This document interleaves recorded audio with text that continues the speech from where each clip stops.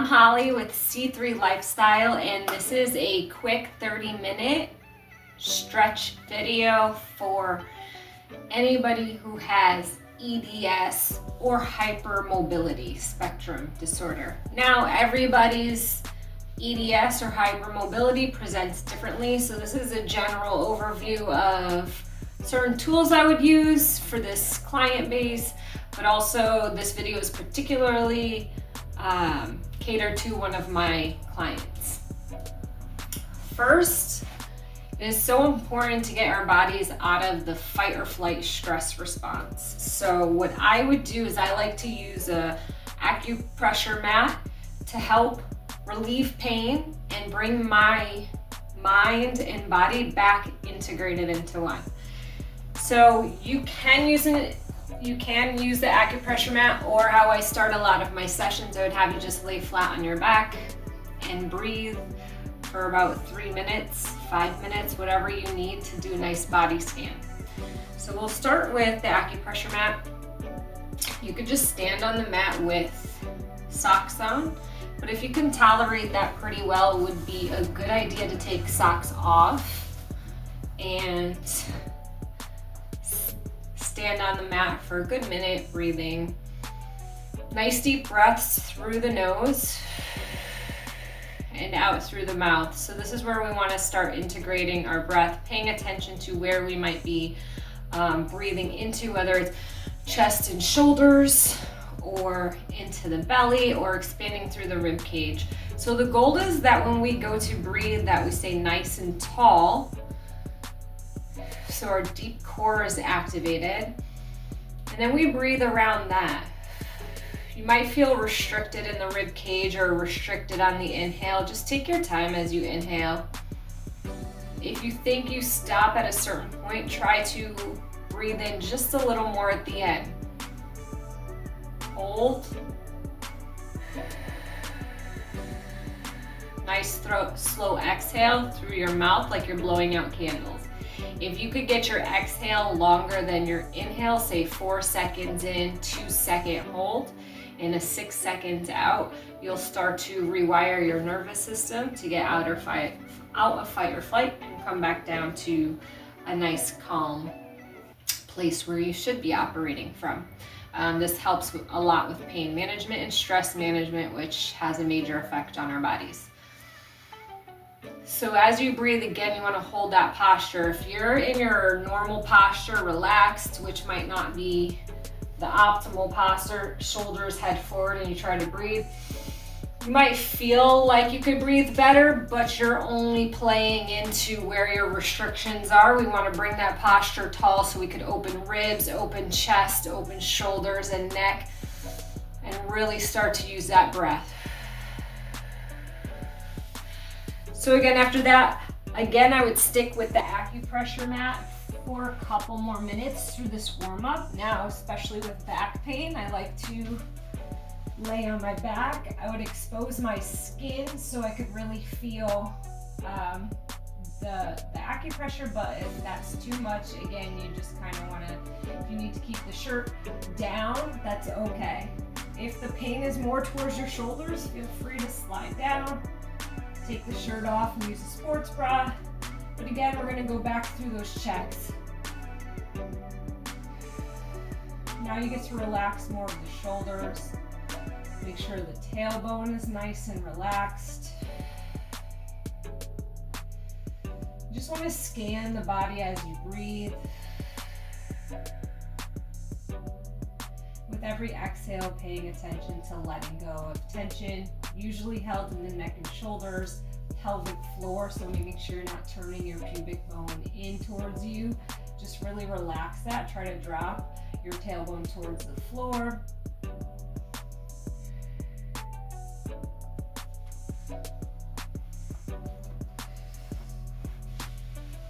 Because we're already on the back, how I would start here would be a nice, first of all, as you're in this position breathing, start to really mobilize the pelvis left to right, like you're hip hiking. You want to make sure you're not arched too much doing that, keeping nice neutral rib cage to pelvis, deep core integration. So you're lightly drawing up on the pelvic floor. You might feel the low back stretching, and also trying to make sure that the knees aren't dropping as you do this. We're really isolating the pelvis, so that means steady through the feet, relaxed through the upper body and neck. And then we can go pelvic tilt where we arch, gently round in. So a lot of people already have this turned in posture with the pelvis. So you don't want to overly press down there. You're just really rocking the pelvis. Arch position, and then trying to turn the pelvis, the pubic bone towards you. Nice and gentle. You want to get to a point where your core is doing all this control and you're not using your shoulders or chest or upper back or really your feet too much to be doing that work. So we really want the core to be able to mobilize here. Relax the neck will move in conjunction with the pelvis. This is how important that the pelvis is connected to the neck and upper body as well. So from there we could go into a lying hamstring curl, dynamic hamstring curls. Pointing the toe, flexing the foot, so toes towards you as you come up. Again, just relaxing the shoulders. So as you're holding here, drop the shoulders down, relax the neck. Your leg can just hang in your hands. You should get enough stretch there, especially as you hit the top. Inhale down. Trying to keep that other leg relaxed, two toes pointing towards the ceiling, so making sure the foot's not falling out.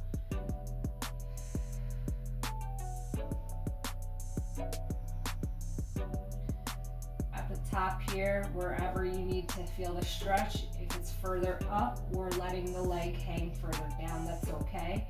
We're going to go into some ankle circles in one direction, and then you can switch direction. Make those nice big circles. Get the toes moving with you too. And we'll take that same leg, drop it across to a laying figure four stretch. From here, you want to reach that tailbone towards the floor. Nice deep breaths. Now, if this does not, what you have to be careful of is the hip hiking up on this side, or it would be on the right side. And that closes the space that we're actually trying to stretch. So you want to make sure that hip stays down. Relaxing the right hip and knee. That starts at the lower back and shoulders. If you don't feel a stretch here, do not do this stretch. What you can try is dropping the feet down, arms out to the side, slowly coming across. Trying to not let the whole pelvis roll up, but keep the pelvis towards the floor. It's not going to touch the floor. The more you bring your knees up, the more you will feel into that hip. Continuing with those nice deep breaths around the rib cage. Low back, you might feel some stretching through the chest and biceps, trying to stay relaxed there. Again, you're kind of using the core to keep your lower pelvis working towards the floor as the leg comes across. The goal is to separate femur and pelvis and create space here. Breathe and space here. So you can slowly come out of that. And we'll switch sides, so other leg going into the dynamic hip flexor stretch. Hamstring stretch. You start to notice your breath starts to increase, gets really rapid, you can't stay calm, tension goes up to your shoulders. You want to slow yourself down, slow the breathing down, really check in the whole time. You are retraining your whole nervous system to stay balanced and your breath to stay full as you go through these movements, because exercise is another form of stress. Even though we are stretching, you might notice that your nervous system is so jumpy and so just hot. I like to call it hot, where your just stress response is so high that you start to create all that tension again. And it's not going to be beneficial if you're holding that much tension going into strength training after a nice stretch or warm up. Cross that over again, other side. You could either stay down here, trying to keep the ribs down, relax the shoulders, glutes are relaxed, or you could grab through the thigh. One side might feel tighter than the other, that's perfectly okay. Keep the breath relaxed, keep that tailbone long, keep the hips relaxed, shoulders relaxed. That stretch can also be done seated. It's really where you feel most beneficial. We'll drop towards the right now with the left leg across. Again, the more you bring that knee up, you'll feel a deeper stretch. You're only going to the stretch, you're not going through it. So once you feel a stretch, you're gonna hold and breathe.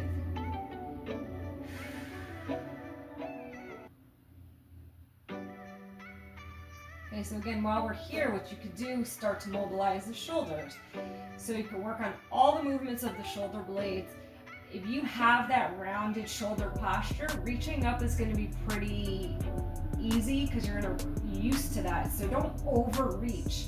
You're just going to gently reach up, not involving these upper traps, so shoulders stay down, and then drawing the shoulder blades towards each other.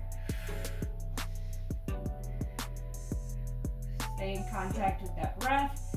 Elbows are relatively straight. They don't have to be locked out, but you're just making sure you're not bending and straightening through the elbows because the elbows are not doing the work here. We're trying to isolate these shoulder blades without letting them pop up towards the ears, the shoulders.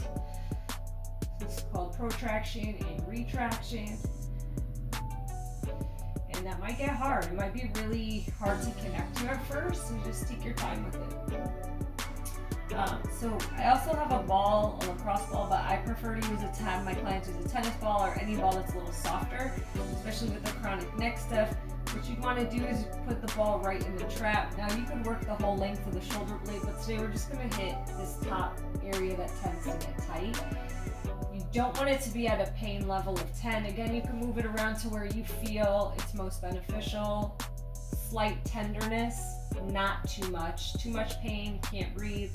It's going to just create more of a stress response in your body. You could hold up here, and as you exhale, try and really get that shoulder blade to melt.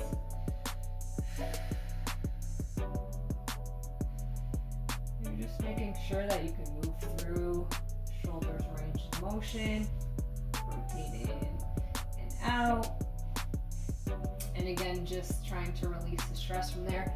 I would definitely do the upper and lower part of the shoulder blade. Now you're not on the shoulder blade, you're between the shoulder blade and the spine. I don't like the lacrosse ball with this, so if you have a softer ball, you can do that. We can go to the other side again, right in the top. You're gonna feel, again, one side might be more tender than the other. Nice deep breaths.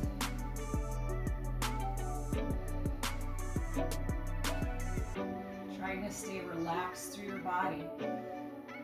You might notice that your breath starts to get shallow. You might feel restricted. Continuously trying to breathe deep into that core and expand through the shoulders. So I like to also use this for hip opener, and you can use it for your calves too. Just to restore, you could go right at the bottom of the calf muscle. You could restore some range of motion and loosen up through there. You can move it up a little higher, and that actually hits where the hamstring's attached to. You could hold the stretch. Wherever you find a little tender point is where you want to keep it. So maybe you roll out. This is the fibula head, and this is where a lot of lower leg muscles and foot muscles come up here and attach to.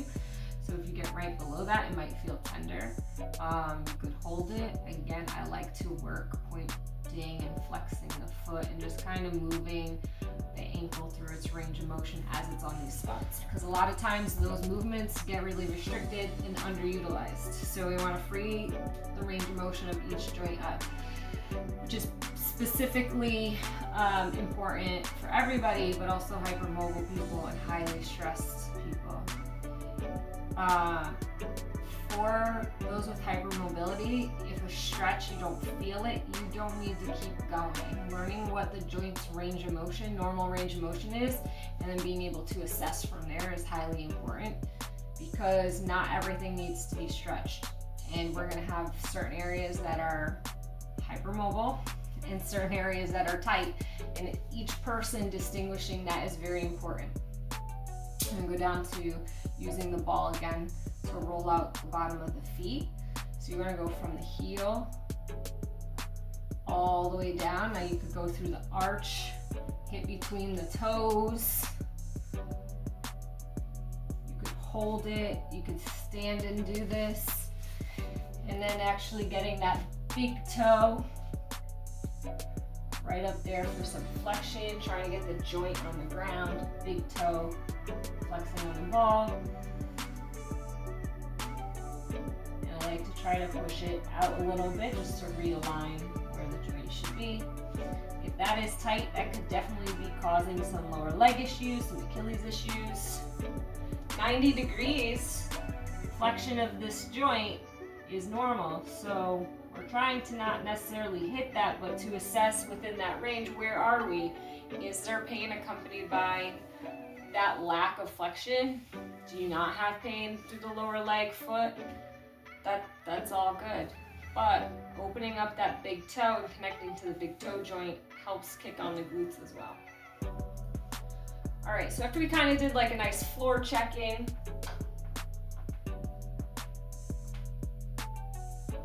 we're gonna go more towards, we're gonna go a shoulder opener, and then we'll go to mobilizing the hips and starting to activate certain muscles as well. So I like to use a broomstick. If you have one, these usually screw right off and come apart. Now you could do this seated, where the elbows are up, shoulder blades are down, and you're trying to keep the elbows towards each other and wrists a little bit outside the shoulders.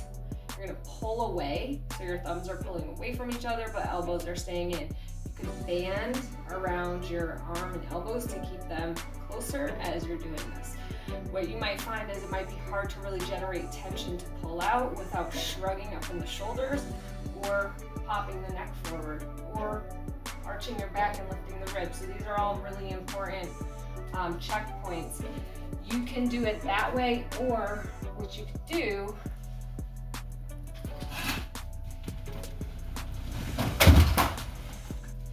is use a table, a bench, a chair, or a countertop to rest the elbows on, drop the torso, try to pull that apart. That position is much harder than seated to activate.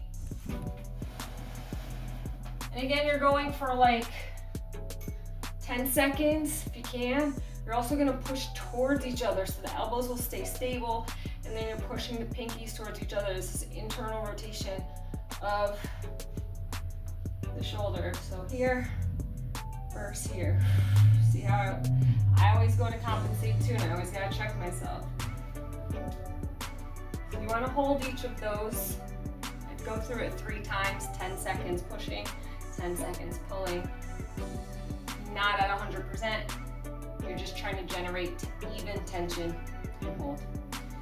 So the other shoulder movement that I notice gets really underutilized is extension. So you could grip palms down. Again, ribs staying down. Tucking the chin, drop the chin, tall through the top of the head, so deep core is activated. And you're gonna reach the knuckles down towards the floor so shoulder blades drop, and then lifting the arms or the knuckles towards the ceiling. But you're continuously reaching away and breathing. Now this breath might go more through the chest. Might feel some stretching down the biceps, through the shoulders. The important part is that you don't just keep lifting and let the shoulder blades roll. You're keeping those nice and stable down as you lift up. Only going to that point of tension and breathing. If you need more space, you just bring them further away. Okay, so you gotta figure out if it's further away, you can keep them down and lift, or closer together. But you're trying to work towards where they're closer. You could also do an underhand grip. Same thing. Let's get the feet like good hip width apart. Reach down through the shoulders and lift. The hardest part, in my opinion, is not letting the chin go forward, not letting the ribs pop, not straightening and locking out through the knees. It's staying really soft through everywhere. Tall through the top of the head. Deep core activated. All right. To go on to full shoulder rotation, using the stick to go around in a full circle will help open the shoulders and neck up. Doing that without excessive popping, again, of the shoulders, and rolling is super important. You could start as far away as you need to, and then the more mobility you get out of your shoulders, you'll bring those closer together. You want breathing around. Again, you're really fighting, not arching your back or lifting the rib cage. And staying relaxed through the upper shoulders as you do that. So we're gonna go down to pelvis. We have done a lot of CARs, which is controlled rotation standing, which are key to do. I really like to do the hip airplanes. This is where you have the pelvis rotating around a stable femur. So you're trying to drop, push through the floor, stack here, without getting the shoulders involved, without turning the upper body, staying really long through the torso, top of the head. Connect to that deep core and pelvic floor. So what that looks like kind of from the front would be this leg lifts up and back. You kind of hold, you just hold it there, and then everything you're thinking from the hip bones, these two, dropping across, how you connect to the floor is very important too. So pushing through that foot to stack the hips, and then dropping back down and across. These are really hard to do, especially if you don't have enough support, so make sure you give yourself enough support. On the other leg, what that looks like is, and notice I'm keeping my hip, ankle, and knee stacked, so you shouldn't be here, shouldn't be too far back. You might notice that when you do this, you start to come up in your body, but you really want to hold that hip hinge to keep the glute nice and long. And again, the more you just really focus on the work coming from that foot that's in the ground and the pelvis, less compensation you're going to get everywhere else. So mobilizing the hips, adductors, abductors, and then getting into some hip flexor stretching and quad stretching. Be kneeling position. This back foot, you want to make sure is straight with the knee. You can turn it like either in a bit as you come forward, and it'll stretch a little more in, or out, which will stretch a little more on the outside of the hip flexors. The key is when you're doing this, squeezing the glute, so shoulders drop, rib cage drop, turn the pelvis underneath you, nice and tall through the top of the head. You don't really need to lean too far forward. You should feel it right in those hip flexors. Again, changing this angle changes the targets. And then if you go for a grab through the back, same thing. You want to rotate the pelvis nice and tall through the top of the head. It's going to get more into the quad. You could also put this foot on a stool or a couch or a chair and hold it there to control the angle. And then we do both sides. Again, you want to hold for 5 deep breaths in each position. You could reach the arm up for more of a stretch, but it's super important on the leg that's down. You get the glutes engaged, and you're also putting weight on both legs, so you're not just all the way back on this knee and you'd notice because you'd be really way back here. You're not all the way forward here either, because then you might not be able to squeeze the glute. Again, tension will present itself in different areas on you. The super tight parts you want to pay attention to, possibly spend a little more time on.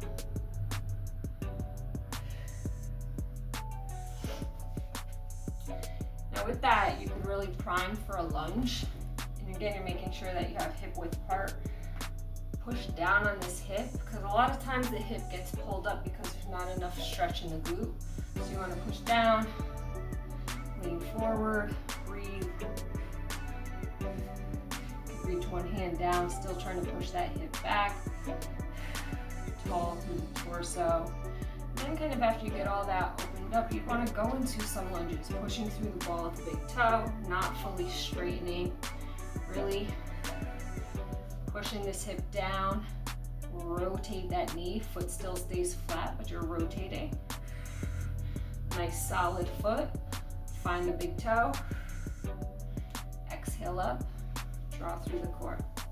So as you can see, center of gravity stays forward, you're not back here, you're not rocking, keeping everything forward, just straight up. Chest still stays hinged, shoulders back. Exhale as you come up. All these pieces work together to help you feel better and move better.